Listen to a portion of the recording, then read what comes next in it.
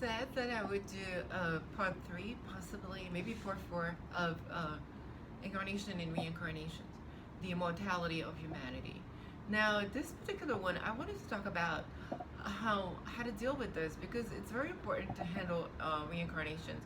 The the one of the ways to like I said, we cannot avoid being incarnated. That's we're going to reincarnate no matter what at some point or another.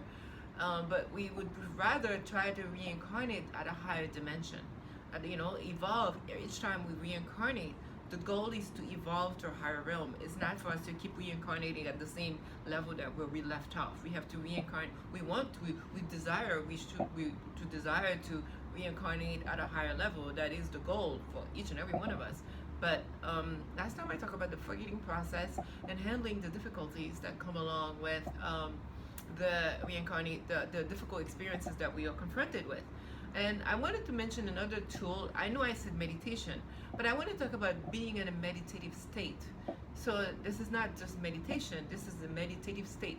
That's another way of dealing with the difficulties of life. Now, it's very hard for us to live our lives in a meditative state at all time. Why is that? Because we are bombarded, like the forces that used to be, the negative forces that rule the three-dimensional realm are constantly bombarding us with distractions that prevents us from being in a meditative state, such as television, smartphones, computers.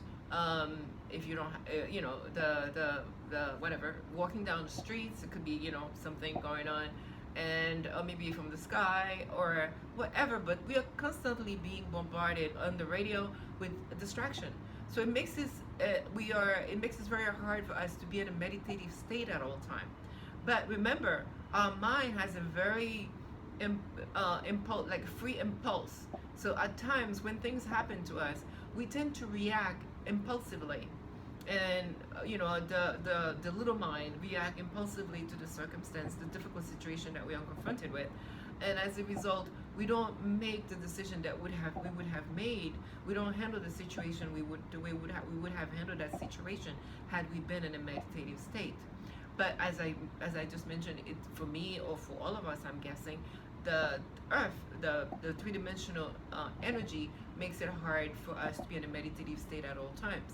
Now, how do we handle that? Another way we could handle that is to pay attention all the time, be very mindful, be very attentive, and to the circumstances that are going on around us at all times. So when we find ourselves, I don't know, at the register, the cashier pisses you off. So it pisses us off, and instead of lashing out at the poor cashier, and perhaps we might see ourselves in the cashier.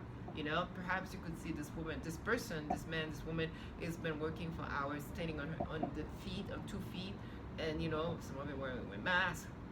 And then so you can imagine if we put ourselves in that person's situation, suddenly we're not upset. So when we're walking down the street, someone bumps into us and they don't apologize. We, instead of turning around and try to beat them up or curse them out or something or whatever, we could maybe see that this person is having a bad day, that we could be that person. We have been that person. We've been in that person's situation. So perhaps this person has lost a member of the family. This person is dealing with depression, or this person is taking medication, or whatever it is. But there is always a connection between us and the circumstances, the lessons that are happening to us. And the best way to handle this is to focus on love.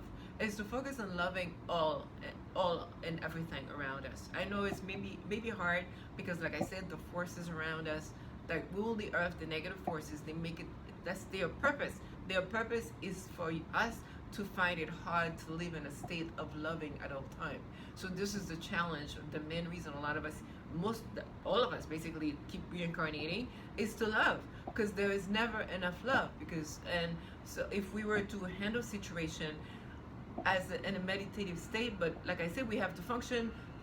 We have to work or studies and manage relationship and families and things like that, and do our spiritual work.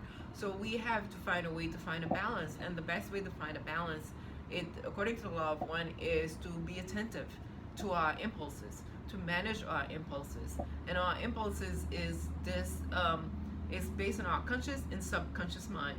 So if we can program our subconscious mind, conscious mind, to program our subconscious mind to our conscious mind, to be more attentive to our actions and to delete what we do not want to interact with in terms of our energy, and to be attentive to our impulsive how, and not behave so much, react so much based on the free will of our impulses, but based mostly on our heart. If we can make that connection with our heart, or our understanding, understanding that this situation could, doesn't have to get out of hand. This situation could be handled a lot better if we find a way to deal with that situation with love, with understanding, with compassion. Even though the person that we are dealing with perhaps may be hurtful, but understand that in that person there is God. There is the creator that created you, that created me, that created the dog, the cat, the snakes, the pet, and that created that person, the black person, the white person, the yellow person, the green person, the blue person. So if we make that connection, understanding the creator, the universal God, the universal creator, the infinite creator is in each and everything that goes on around us. If we make that connection, then we start to realize that, oh, perhaps this is what the creator is manifesting in this particular circumstance. And then I accepting that and understanding that, and learn from the lesson that we came to learn, and keep reminding us that we incarnated with pre-incarnative agreements that we don't remember.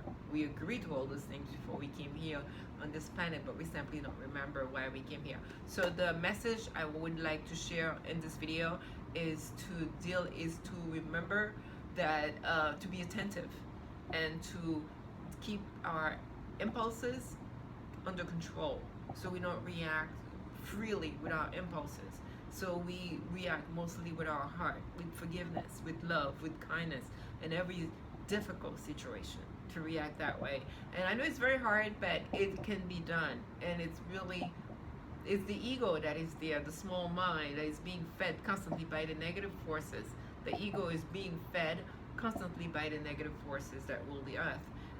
That are about to lose the power over, that have already started to lose their power over the earth, and they are, therefore that's basically what, so the ego is being nurtured all the time if we pay attention on earth. But higher dimension is not about the ego, it's about love, it's about wisdom, it's about understanding, it's about the divine personality, it's about infinite love, so that's what it's really all about. It's about the light of healing.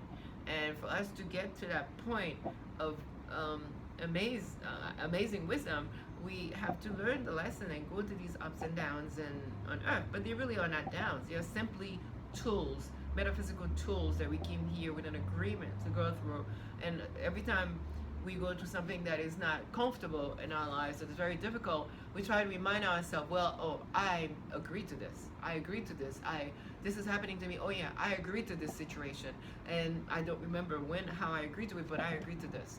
It may be happening with the family. I agreed to this. Happening with the husband, with the wife, or the partner, whether we are bisexual, whatever sexuality we are, same sex, whatever. But I'm saying when it's happening with our partners, or with our loved ones, or with strangers, and it's basically we've agreed to this. We've agreed to those circumstances or situations.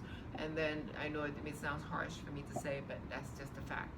So let us find a way to be more attentive to our impulses, and not be reacting with our impulses, to ignore our impulses, and find a way to react to every circumstances in our lives for love, because after all, we did agree to these circumstances before we came in through this incarnation.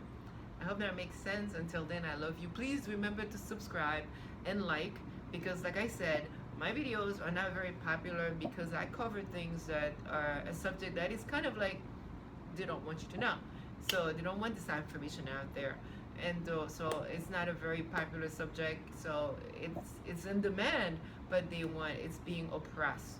The whole focus on incarnation and reincarnation and ascension, which I'm about to do a video on soon, and all that, the subject of incarnation, reincarnation, ascension, the law of one. Those subjects are not very popular in terms of mainstream media.